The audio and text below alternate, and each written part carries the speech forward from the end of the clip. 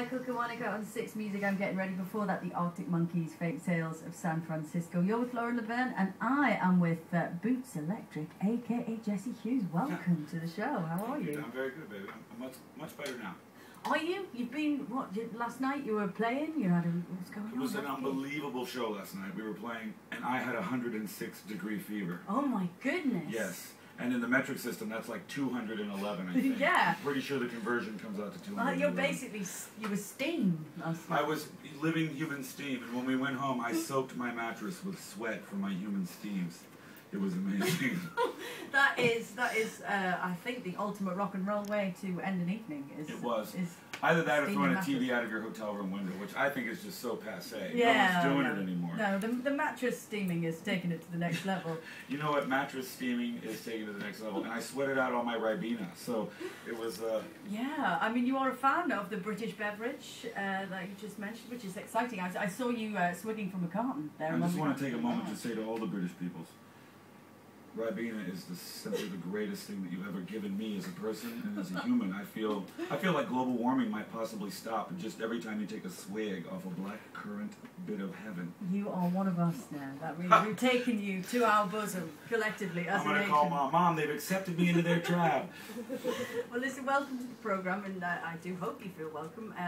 So you were playing in London last night, but let's go back a bit because, you know, Boots Electric, this new incarnation, new to us, but not a new phenomenon. Dates back to '98, I understand, and the Desert Sessions. How did Boots come to be?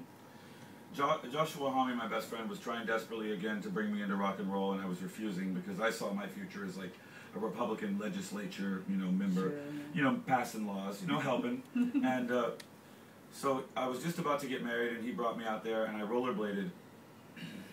Right. Off the bus to the studio, Monkey Studio, and he was like, "Fruit boots, come on, dude, let's electrify those boots and start dancing. What do you say? Take off the rollerblades." Because, truly one of the hardest parts about rollerblading is telling your parents you're gay.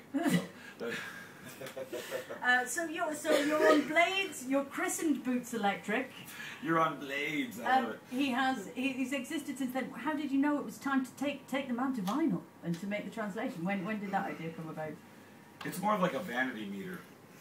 Right. Like when I really felt like I wanted to just not have anyone else on stage, that was when the right time. And I was just like, ooh, furious that anybody else might take glory from me. I look at myself as the glory black hole. You know what I mean? And that's what I am. I'm just sucking all the glory in. I know what you mean. I'm not going to try to work out. So listen, when it came to record the new album, which is the excellently titled Honky Kong, you worked with a bunch of interesting people, including Money Mark. How did that collaboration come about? Where did that come from? Well, George Clinton has always been my obsession. And when Check Your Head came out, it seemed to me to be like the real next incarnation of George Clinton, because George Clinton, it takes rock and roll, he takes soul, he takes doo-wop, he takes all these things, and he has all these different bands, Parliament, Parlette, whatever, Funkadelic. And so I knew I needed to de-eagle of death metal myself. And when you come off the road from the Eagles of death metal, you're a cannibal. You literally eat human flesh. You're a killing, rockin', raping, rolling animal. And I needed someone to help, Barry Whiten me a little bit, so to speak. Funk you out a little. Yeah, to funk me out a little bit, girl. You know what I'm saying. I know what you're on about. Okay. And so as well as Mark, in that you had your best friend, Josh, who you just mentioned, he appears. Juliette Lewis contributed, Brody Dahl. I mean, it sounds like it must have been a fun record to make. Listening to it, it sounds like it was. Was it? It was the most fun you could possibly. I mean, sometimes making a solo record just means being alone, and that's very sad, especially for a vanity queen like me who needs to be petted all the time just to know I'm a kitty cat. You know what I mean? But I mean, I had Howard Jones from Killswitch Engage in there performing on the album. I mean, there was just the beauty of it. And actually, it was some of the most amazing moments of my life in the studio. Tuesday Cross was in there all the time, our bass player. She will tell you what fun it was. Some of the hijinks, though, would really, if I told you, it would result in evidence, and I would end up being arrested immediately upon landing in the United States. We don't want that. Federal crimes. The whole deal. I would be on a TV show of some sort that would be good. We want you out of jail. We don't want Geraldo or anyone else involved. We want you out of jail right now.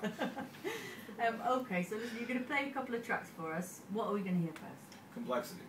Ace, let's do it.